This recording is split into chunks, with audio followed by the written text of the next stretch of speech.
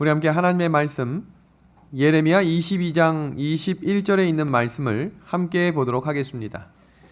구약성경 예레미야 22장 21절에 있는 말씀입니다.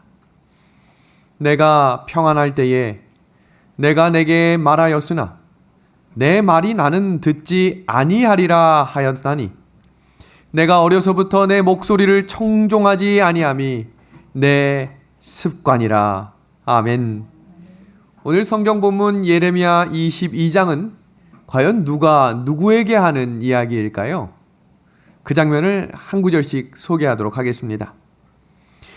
내가 평안할 때에 라고 하는 이 말은 여호야김에게 예레미야 선지자가 하는 말입니다. 예레미야 선지자는 여호야김이 어린 시절부터 하나님의 말씀을 반복적으로 훈련시키고 강조하며 가르쳐 주었습니다. 그런데 이어지는 문장을 보겠습니다. 내 말이 나는 뭐하지 않겠다라고 이야기합니까? 나는 듣지 않겠다라고 이야기합니다. 이 말은 하나님의 말씀이 들려도 나는 듣지 않겠다, 거부할 수 있다 이 말입니다. 예레미야 선지자는 하나님의 특별한 사람이었습니다. 살아있는 신실한 백성이었습니다. 그러나 하나님께 기름 부음 받았던 그 왕도 어린 시절부터 반복적으로 했던 한마디가 뭐였냐면 나는 내 말을 뭐하지 않겠다, 듣지 않겠다라고 이야기합니다. 그 다음 문장입니다.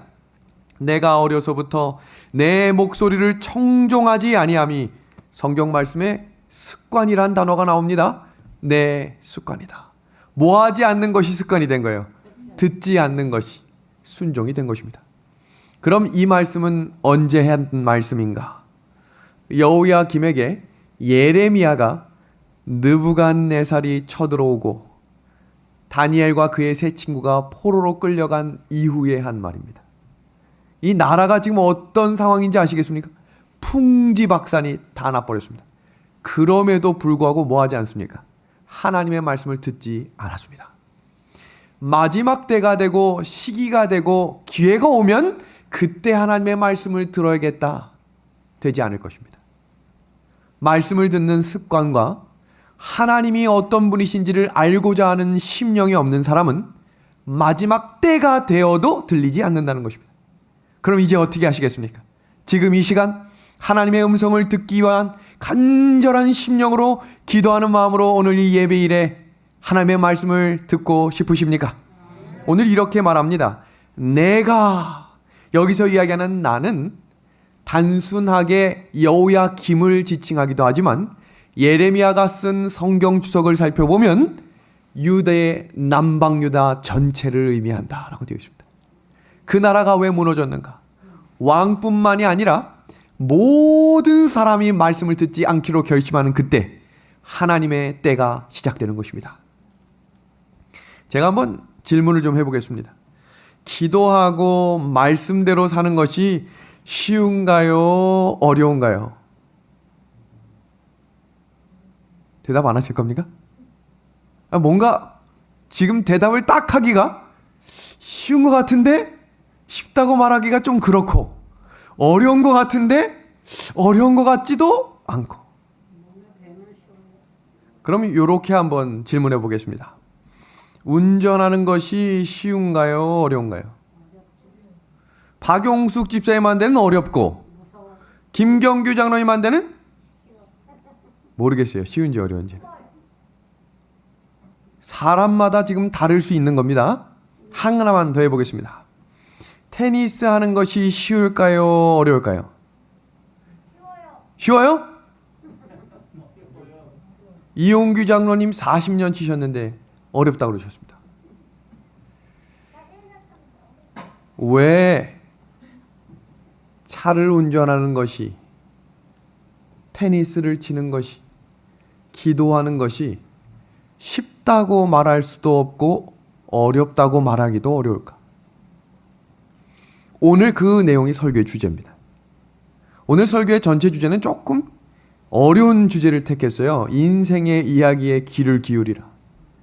제가 원래 이게 단순하게 설교 주제를 정하다가 오늘 왜 그렇게 정했는지를 잠시 후에 좀 설명을 드리겠습니다. 왜 우리가 대답을 하기 어렵냐면 신앙은 마음의 길이 나야 되는 거예요. 신앙은 그냥 내가 한다라고 해서 하는 것이 아니에요. 길이 나야 되는데 이 길이 쉽게 나는 것은 아니에요. 그리고 이 장면을 들어보십시오. 신앙이 힘든 이유는 마음의 길이 아직 열리지 않은 거예요. 마음을 어디로 두느냐에 따라 신앙의 길이 열리게 되는데, 우리가 안식일학교 시간만 되면 안식일학교 전국에 계신 안식일학교장님이 공통적으로 하는 말이 있습니다. 행복한 안식일입니다. 근데 속으로 행복하긴 뭘 행복해 하는 분들도 굉장히 많을 거예요. 제가 예전에 한번 소개한 적이 있죠. 제가 어린 시절 아마 태섭이 정도 나이가 됐을 때 이 부모님이 교회 가기 전에 부부싸움을 하셨어요. 근데 마침 그때 우리 어머니께서 안식일 학교장이었습니다.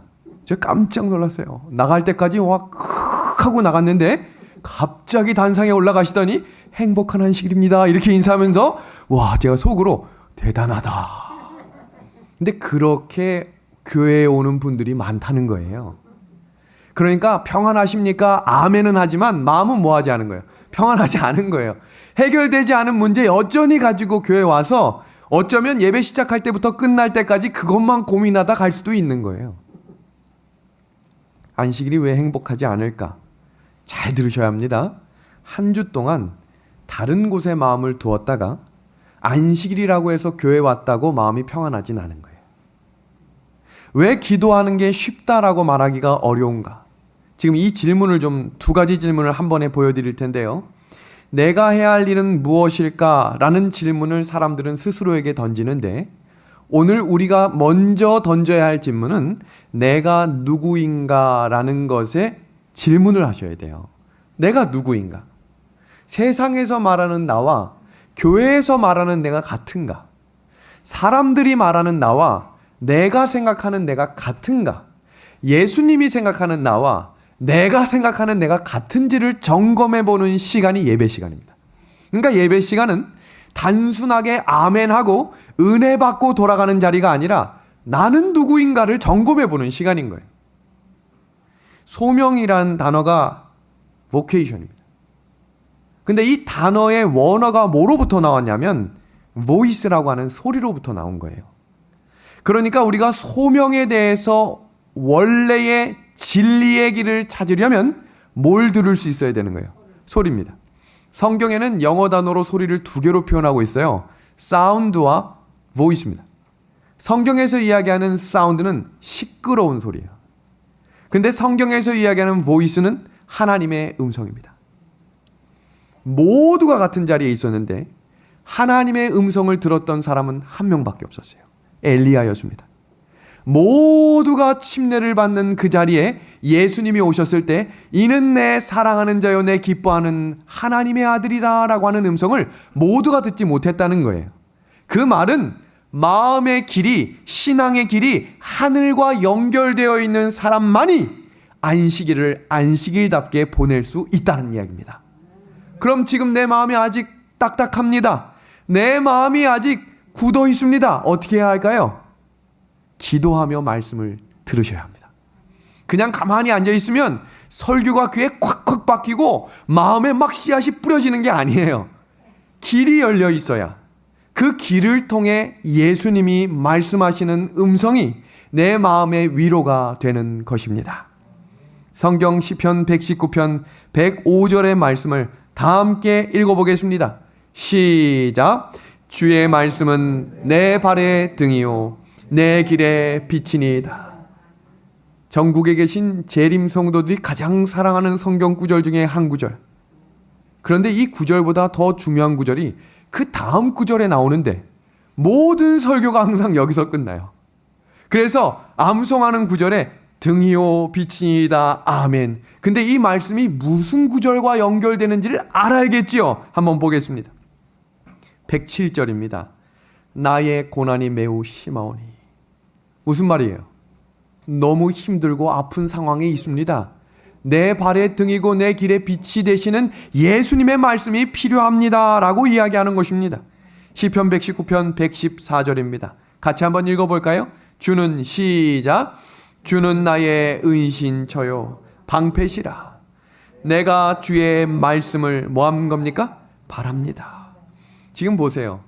주의 말씀이 나오고 있는 장면마다 형통한 장면보다 상처와 아픔과 고난과 실패와 어려움 가운데 있는 성도들에게 주시는 말씀이 주의 말씀은 내 발의 길이요 내 길의 빛이라고 말씀하고 계신 것입니다. 맥스 루카도라고 하는 신실한 하나님을 믿는 한 성도가 있었습니다.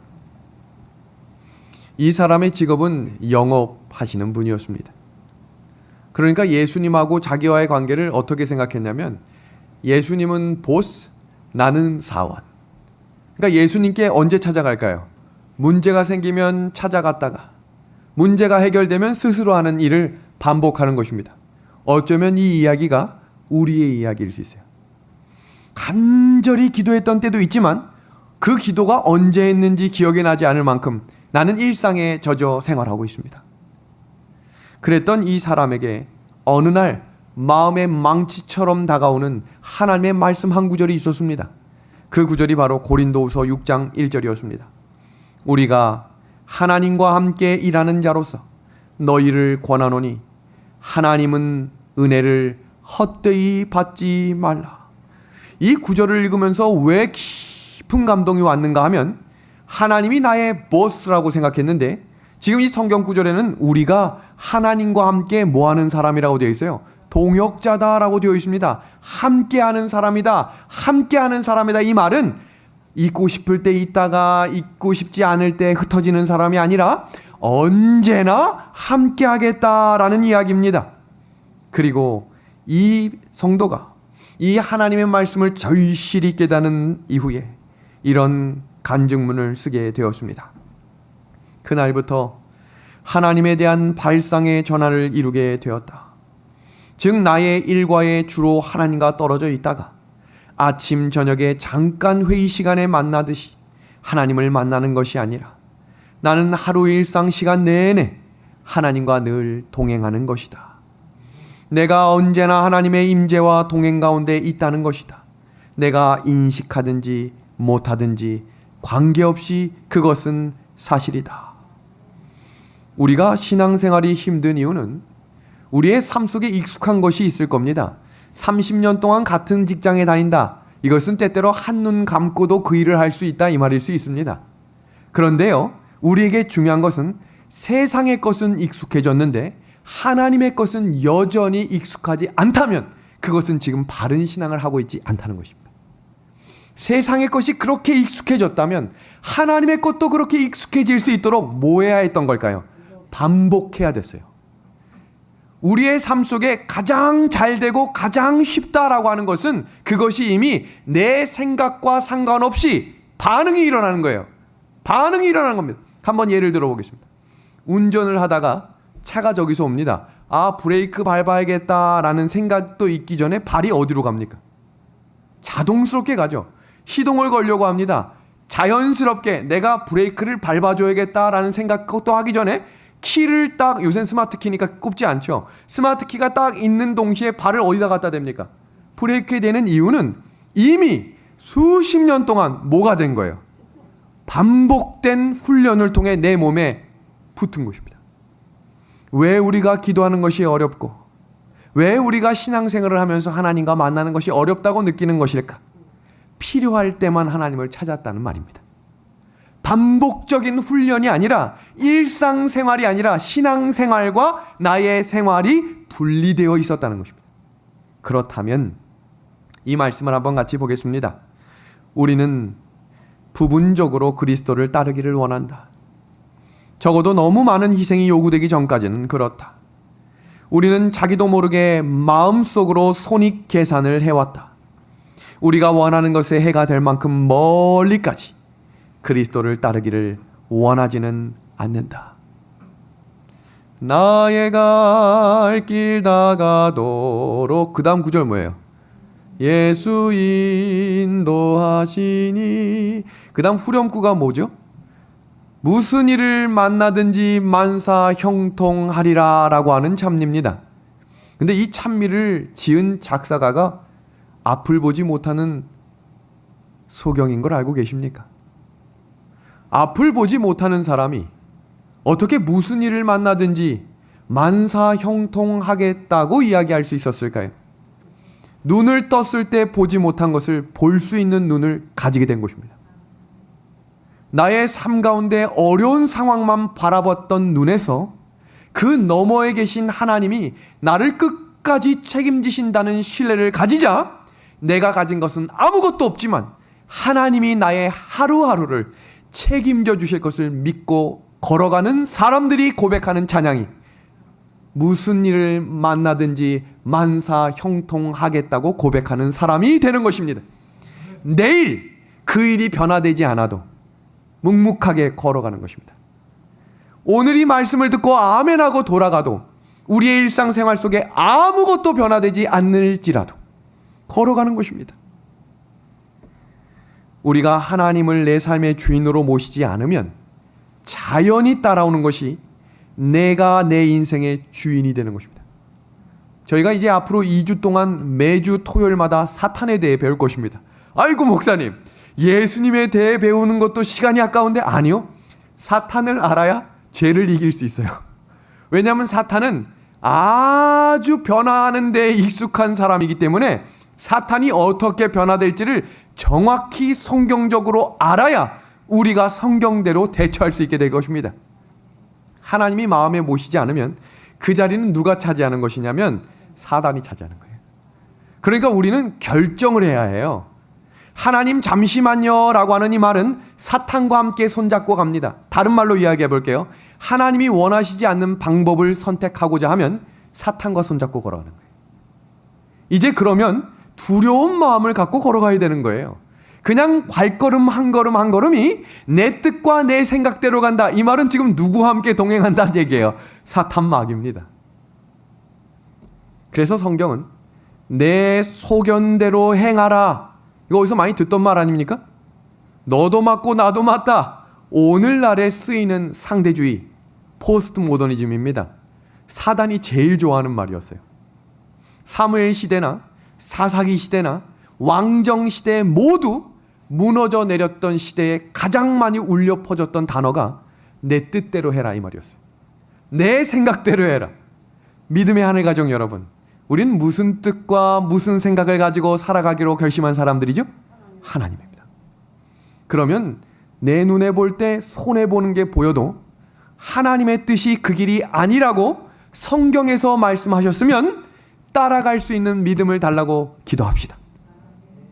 그 믿음이 자라나야 만사형통의 뜻이 세상적으로 잘 풀리는 것이 아니라 하늘 가는 길로 걸어가고 있는 것이 만사형통임을 고백하게 될 것입니다.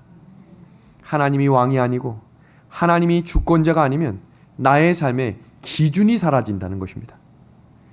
여러분, 이 문장 혹시 들어보셨습니까? 9일신, 1일신, 5일신. 이것은 세숫대야에 새겨져 있었던 문구입니다. 세수 언제 하시죠? 매일매일 하죠. 그럼 도대체 어느 세숫대야에 이런 글이 써져 있었을까? 하나라의 폭군을 몰아낸 은나라의 시조 탕왕이 신하들에게 명령합니다. 나의 세숫대야에는 반드시 이 문구를 새겨놓아라. 그 의미를 좀 소개합니다. 진실로 날마다 새롭게 하면 나날이 새롭게 되고 날마다 새롭게 된다. 지금 이 임금이 세수할 때마다 암송했던 이 문장은 무슨 말인가? 지금 내가 내 삶을, 내 정치를, 내가 하고 있는 이 모든 것들이 올바른 길로 나아가고 있는가?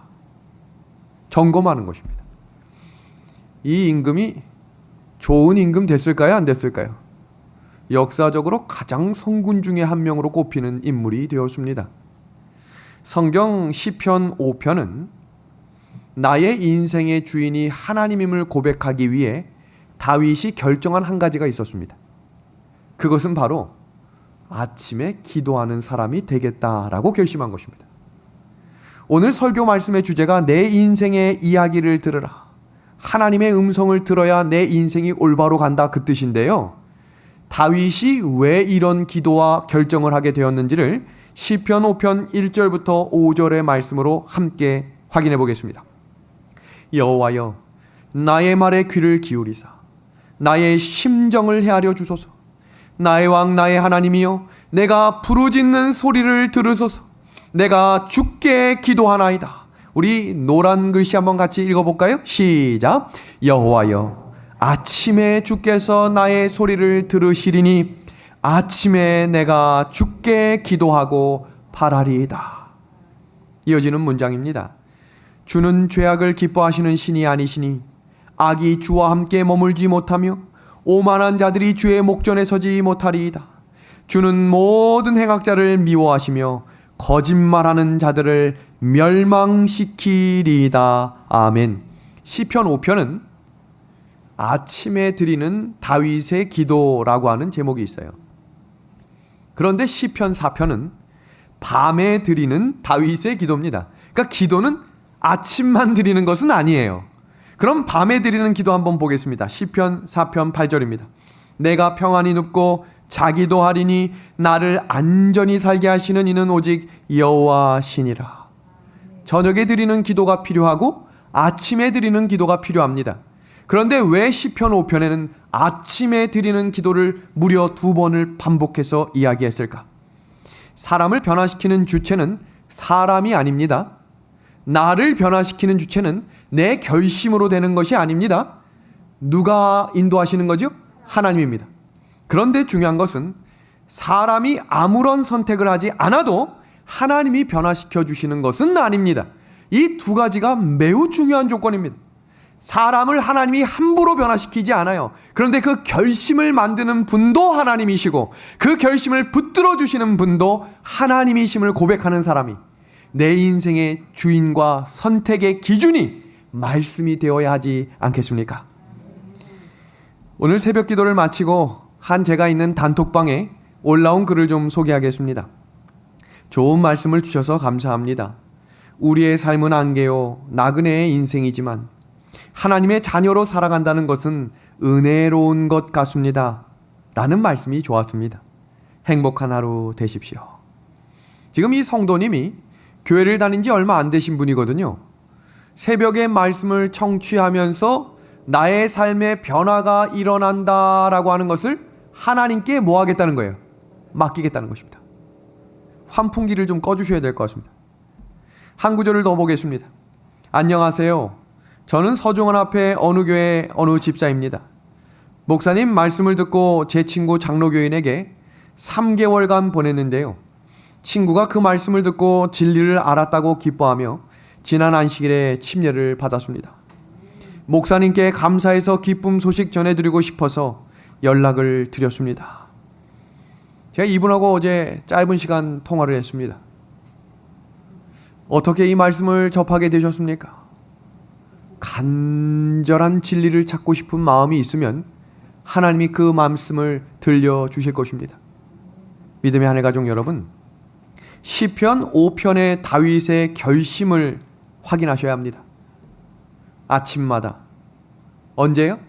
아침마다 기도를 통해 하나님께 마음을 드리겠다라고 결심한 것입니다.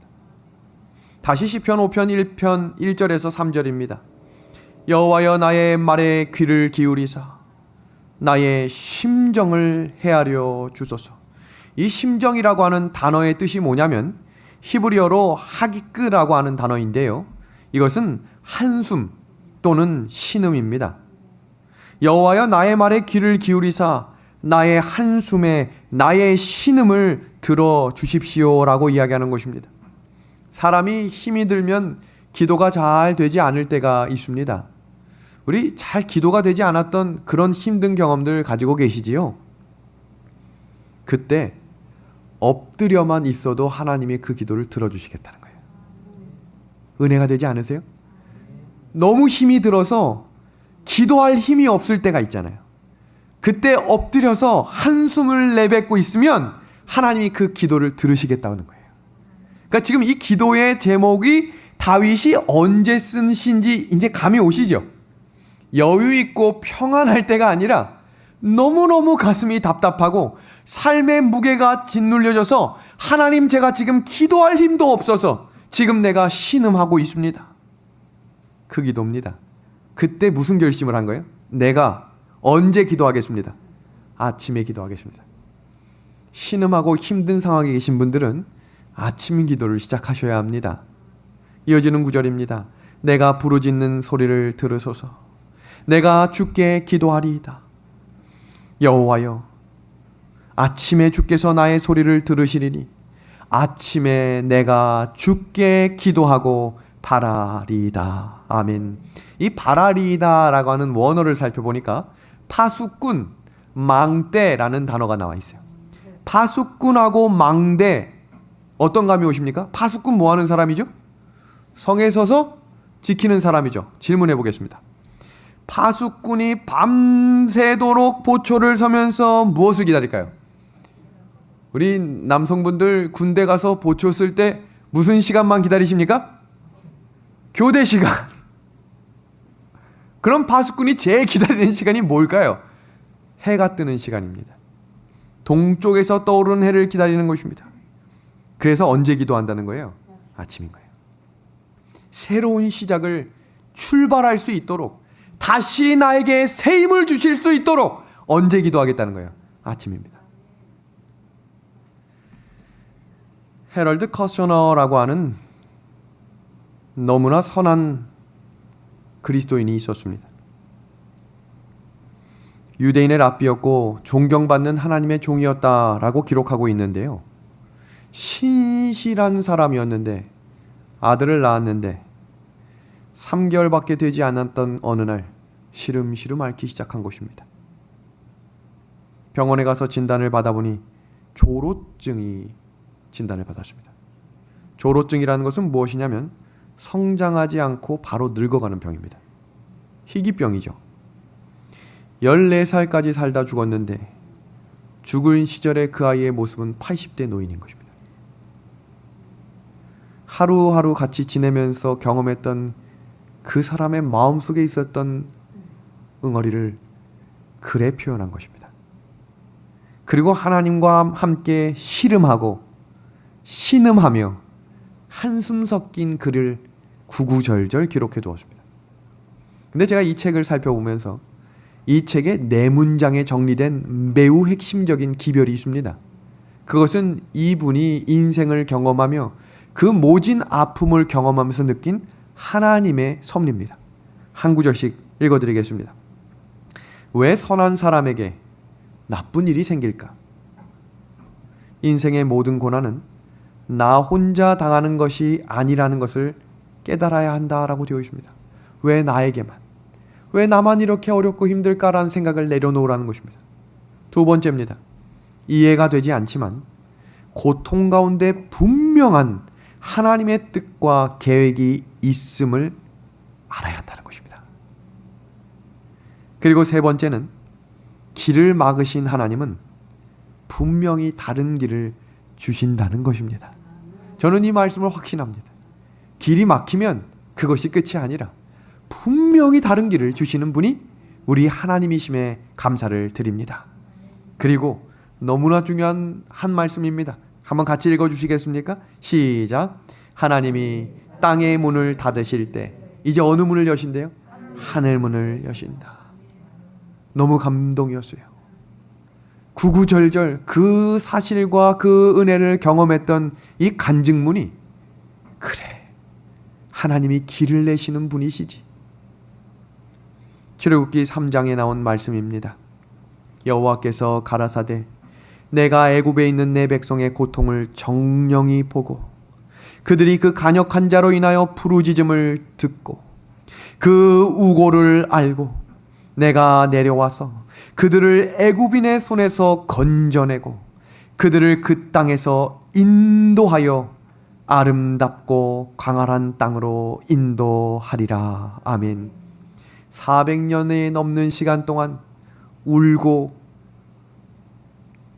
넘어지고 매맞았을 그때에, 출애굽을 했을 때에만 하나님이 인도하신 것이 아니라 그때에도 그 아픔을 보고 듣고 알고 계셨다는 하나님을 오늘 이 저녁 꼭 만나게 되기를 우리 예수님의 이름으로 간절히 소망합니다. 그것을 확실히 보여주기 위해서 구름 기둥과 불 기둥으로 그들과 함께 하셨습니다. 이어지는 말씀, 여호와께서 그들 앞에 행하사 낮에는 구름 기둥 밤에는 불 기둥이 백성 앞에서 떠나지 아니하리라.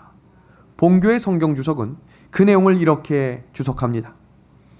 그들의 긴 여행 기간 동안 내내 심지어 그들이 불충성할 때라도 구름 기둥이 이스라엘과 함께 했다는 사실은 하나님이 그리스도인의 전 생애를 통해 그를 쉽게 버리지 않을 것이라는 보증이 된다. 생애의 어떤 경험 가운데에서도 하나님은 떠나지 않는다. 우리 이어지는 말씀 한번 같이 읽어볼까요? 그분은 시작.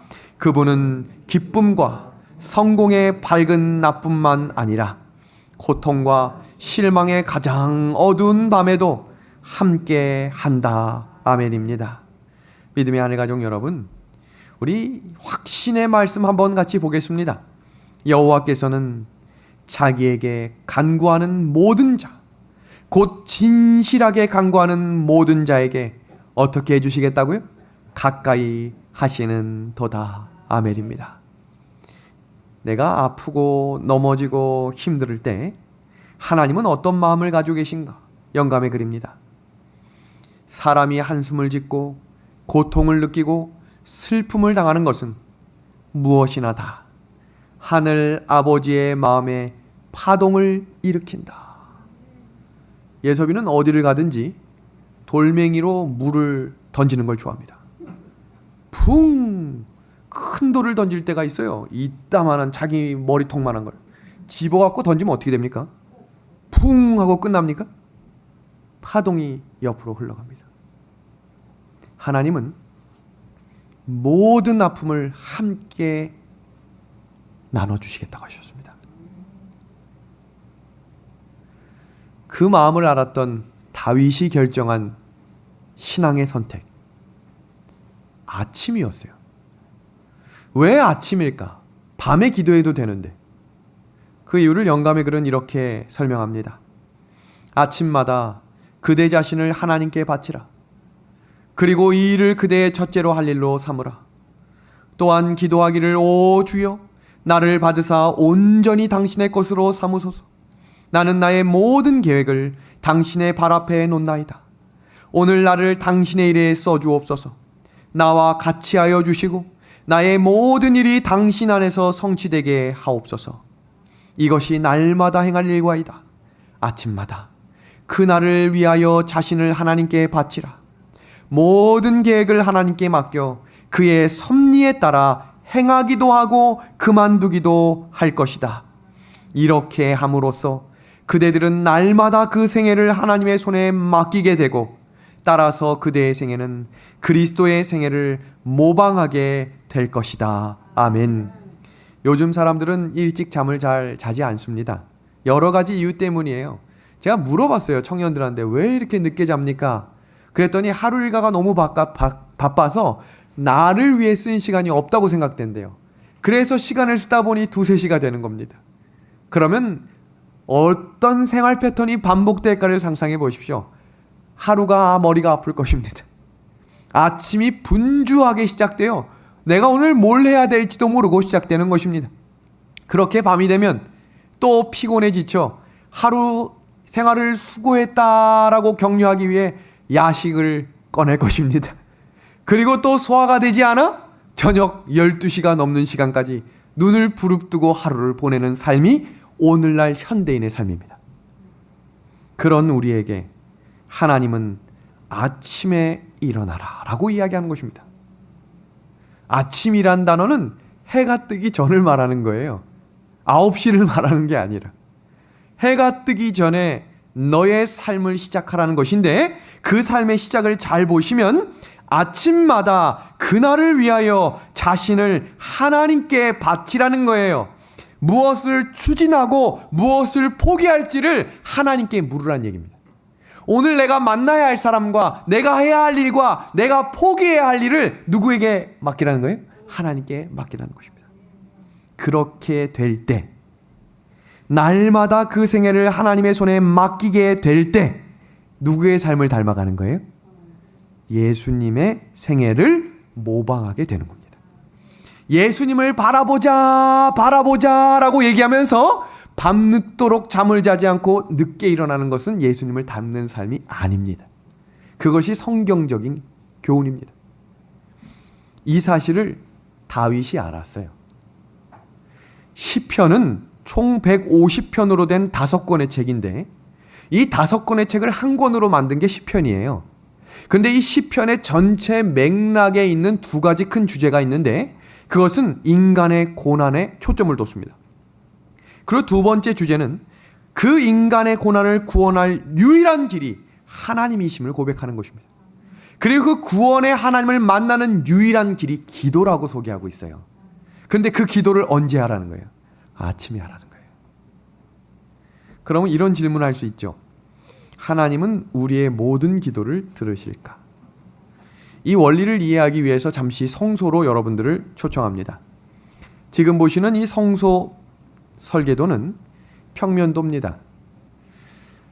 순차적으로 들어가는 단계가 있어요. 이것이 구원의 3단계라고 표현하는데요. 번제단에서 예수님의 십자가의 공로를 의지함으로 요한복음 3장 16절을 의지하는 자, 예수 그리스도를 믿는 자마다 구원을 주신다라고 하는 것이 번제단에서 일어났던 예수님의 십자가의 공로입니다.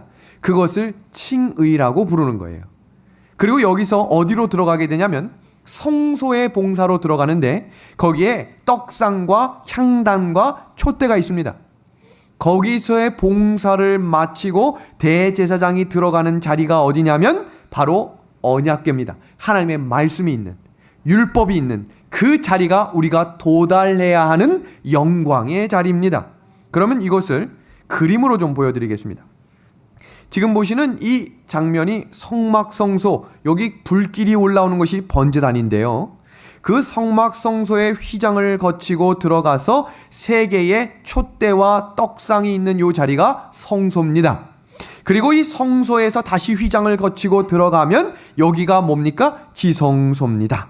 그러면 지금 보시는 이 예수님께서 십자가에 달려 돌아가시면서 외치셨던 7 가상칠언이 있는데 그 중에 다 이루었다라고 하는 말씀이 무슨 의미인가를 잠시 설명드리면 이 땅에서의 사역을 이루시고 하늘에서의 사역을 시작하겠다라고 하는 선포의 시간입니다. 지금 보시는 이 3개의 그림은 예수님의 사역의 국면의 전환인데 십자가에 달려 돌아가심으로 성소에 들어가셔서 기도하시는 장면이고 그 기도의 자리가 1844년에 지성소로 연결되는 자리를 자세히 공부한 적이 있습니다. 이 장면을 계시록 8장으로 잠시 소개하겠습니다. 같이 보겠습니다. 또 다른 천사가 와서 제단 곁에 서서 금향로를 가지고 많은 양을 받았으니 이는 모든 성도의 기도와 합하여 보좌 앞 금제단에 드리고자 함이라. 향연이 성도의 기도와 함께 천사의 손으로부터 하나님 앞으로 올라가는지라. 아멘. 이 구절을 잘 이해하셔야 기도가 어떻게 하나님께 드려지는지를 이해하실 수 있어요. 눈만 감았다가 눈 떴다고 기도가 되는 게 아니에요. 이 구절을 보시면 우리가 기도하는 것이 하늘로 올라가기 전에 단계가 있어요. 그 단계가 한번 보세요. 모든 성도의 기도와 합하여 뭐가 있죠? 많은 뭐가 있죠? 향이 있죠. 자, 이 구절 봅니다. 성도의 기도와 함께 향이 있는데 그 구절 밑에 노란 글씨 보겠습니다. 향연이 성도의 기도와 어떻게 해요? 함께라고 되어 있습니다. 성도의 기도만 하늘로 올라가는 게 아니라 반드시 향과 합쳐져야 하는데 이것이 무엇인가? 자, 여기 보겠습니다. 예수님이 다 이루었다라고 하는 이 기도의 의미는 성도의 기도는 하나님께로 바로 갈 수 없어요. 다른 천사 곧 예수 그리스도의 중보 사역을 통해서만 하나님께 올라갑니다. 그럼 하나님께 드려지는 기도가 아무리 깨끗한 기도라도 예수님의 이름이 없으면 하나님께 못 올라갑니다. 아무리 이기적인 기도라 할지라도 하나님의 이름, 예수님의 이름으로 기도하면 일단 듣든지 아니 듣든지 어디까지 올라가게 되는 거예요. 하나님께로 올라가는 것입니다. 믿음의 하나님 가족 여러분, 우리의 기도는 예수님의 중보와 그분이 행하신 십자가의 보혈을 의지하지 않고는 하나도 올려지지 않습니다. 그래서 우리가 기도의 제목을 드릴 때 누구의 이름으로 기도해야? 예수님의 이름으로 기도해야 그 기도가 하나님께 올려지게 된 것입니다. 그 예수님이 십자가에서 피를 흘리신 우리 독생자 예수님이 되시는 것입니다. 그래서 그 기도를 드릴 때 누구의 이름으로? 그건 내가 예수님만 의지하겠습니다 라고 하는 고백이라는 사실입니다. 믿음의 하늘 가족 여러분, 힘들고 삶이 고통스럽게 하는 문제가 있을 때 아침에 드리는 기도를 시작하십시오. 찰스 스펄전이라고 하는 한 신학자는 다음과 같은 이야기를 합니다. 만일 우리가 바르게 하루를 시작한다면 그날 온종일 하나님의 임재를 더 깊이 느낄 수 있을 것이다. 아멘. 새벽 기도에 참여하는 방법을 제가 한번 소개해 드린 적이 있죠. 5시 25분에 시작하는데 5시 24분에 일어나서 방송 키면 예배에 참여하는 게 아니에요. 그럼 아마 예배 시간 도중 내내 눈 감고 있다가 도중에 잠들 거예요. 적어도 예배에 참석하시려면 30분 전에 일어나셔야 합니다. 그리고 예배에 참여하는 자세는 세수는 하고 자리에 앉으셔야 되는 거예요. 그리고 기도하는 것입니다. 말씀을 듣기 전에 기도하고 참여하시고 말씀이 끝난 후에 중보 기도에 참여하셔야 하루의 시작이 열리는 것입니다. 그 시간이 1시간 정도 되는 거예요. 예배에만 참여한다 하는 분들은 30분입니다. 그 예배가 반복 훈련될 수 있도록 일찍 자는 습관부터 시작해야 새벽의 예배가 시작될 수 있습니다. 이어지는 시편 5편 4절에서 6절의 말씀을 보면 다윗이 아침에 드리는 기도를 하면서 그 마음 가운데 결심하는 또 하나의 이야기가 시작됩니다. 주는 죄악을 기뻐하는 신이 아니시니 악이 주와 함께 머물지 못하며 오만한 자들이 주의 목전에 서지 못하리이다. 주는 모든 행악자를 미워하시며 거짓말하는 자들을 멸망시키리이다. 여호와께서는 피 흘리기를 즐기는 자와 속이는 자를 뭐하겠다라고 이야기합니까? 싫어합니다. 이 구절은 여전히 기도하는 그때에도 괴로움이 있단 말이에요. 새벽을 여전히 깨우고 하나님밖에 없음을 고백해도 내 주변의 악은 끊어지지 않겠다 이 말입니다. 이어지는 구절입니다. 오직 나는 주의 풍성한 사랑을 힘입어 주의 집에 들어가 주를 경외함으로 성전을 향하여 예배하리이다. 아멘. 이게 무슨 의미일까요? 문제가 다 해결되지 않아도 그 가운데 함께 하실 하나님을 신뢰함으로 내가 나가겠습니다. 여기에 나오는 이 사랑, 제가 한번 소개한 적이 있는데요. 사랑이라고 하는 이 단어는 헤세드입니다. 구약 성경에 총 248번이 기록된 이 사랑이 시편에 무려 128번이 기록되어 있습니다. 그러니까 구약 성경의 사랑의 압축 장소가 어딘 거예요? 시편이에요. 근데 이 헤세드의 의미가 무엇이냐면 받을 가치가 없는 자에게 베푸시는 100%의 호입니다. 내가 준비되거나 내가 지금 잘하고 있거나 내가 무언가 나은 삶의 모습을 보이기 때문이 아니라 여전히 가치 없고 여전히 부족하지만 하나님의 사랑 때문에 내가 기도하고 나아가겠습니다 라고 이야기하는 것입니다. 그리고 이어지는 구절 보겠습니다. 그 기도를 어디서 하겠대요? 주의 집입니다. 그래서 우리가 새벽 기도를 사실 자꾸 어디로 모이는 훈련을 해야 되는 거예요? 교회예요. 그런데 제가 오늘 이 구절을 보면서 새롭게 깨달은 한 장면이 나오는데 다윗이 이 기도문을 지을 때 성전이 있었습니까? 없었습니까? 없었어요. 짓고 싶었는데 하나님이 짓지 말라고 하셨잖아요. 그럼 지금 다윗이 이야기하는 이 주의 집은 어디일까? 내가 있는 그 자리를 하나님이 함께 하심으로 주의 임재가 함께 하시는 주의 집임을 고백하고 있는 것입니다. 그래서 새벽에 기도하는 것이 반드시 교회에 와야 응답되는 기도가 아니라 있는 자리에 하나님의 임재가 함께 해주시기를 원하는 그 심령 가운데 하나님이 함께 하시겠다는 약속입니다. 지금 이 그림 한번 봐주시겠습니까? 이 그림을 보시는데 좀 특이한 장면이 있죠? 원래 돌은 어떻게 쌉니까? 위로 싸는데 지금 이 돌은 어떻게 싸놨어요? 옆으로도 싸놨어요. 확실한 한 가지는 이 돌을 쌓는 장면에 사진작가가 무려 80명이 참여했습니다. 그 말은 무슨 말이에요? 지금 보이지 않지만 지금 이걸 쌓고 있는 사람을 80명이 찍고 있다 이 말이에요. 바로 이 사람인데요. 이 사람이 이 돌을 완성한 사람입니다. 그렇다면 과연 이 돌은 접착대도 없이 어떻게 완성됐을까요? 무게중심입니다. 우리는 다 알 수 없지만 무게중심을 맞추면 모든 돌을 다 이렇게 세울 수 있다. 이렇게 이야기했습니다. 다음 그림을 좀 보여드리겠습니다. 지금 보시는 이 병은 우리 일상생활에서 만날 수 있는 병인데 이 병은 지금 접착제를 사용하지 않고 세워놓은 병입니다. 지금 이게 가능한 걸로 보이십니까? 무게중심입니다. 무게중심이 맞으면 이렇게 설 수 있다는 것입니다. 믿음의 하늘 가족 여러분, 이제 오늘 설교를 정리하려고 하는데요. 하나님을 삶의 주인으로 중심으로 모시지 않은 사람의 특징은 부도덕한 삶이고 하나님을 사랑할 수 없다라고 말하게 될 것입니다.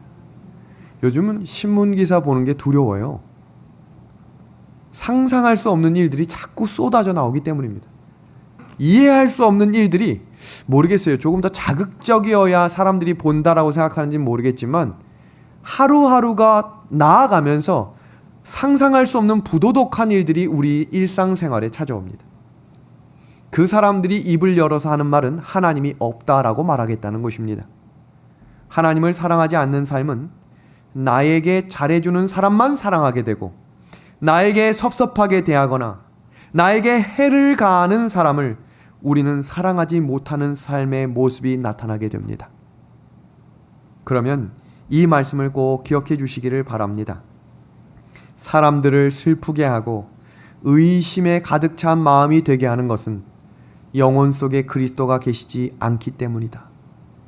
슬픈 표정을 짓게 하고 인생 길을 한숨 섞인 순례자의 길이 되게 하는 것은 다 그리스도가 없기 때문이다. 믿음의 하늘 가족 여러분, 우리의 인생이 어떤 인생이 되기를 원하십니까? 세상의 소리에 익숙한 사람이 되지 마시고 하나님께서 말씀하시는 그 음성에 익숙한 사람들이 되므로 아침에 기도하는 성도들이 됩시다. 오늘 말씀을 정리하며 한 문장을 읽고 오늘 말씀을 정리하겠습니다. 참된 신앙은 나의 삶의 주인을 하나님이심으로 고백하고 날마다 그분의 말씀대로 순종하는 삶이 될 것입니다. 그때 우리는 그분 안에서 참 피난처를 발견하게 되고 세상이 줄 수 없는 참된 회복을 경험하게 될 것입니다. 아침입니다. 그 시간을 하나님께 드리는 훈련을 시작함으로 우리의 발걸음이 하늘로 나아가는 발걸음이 되고 예수님이 인도하신 대로 따라가는 어린 양을 따라가는 백성들이 되기를 소망하며 오늘 저녁 말씀을 마치도록 하겠습니다.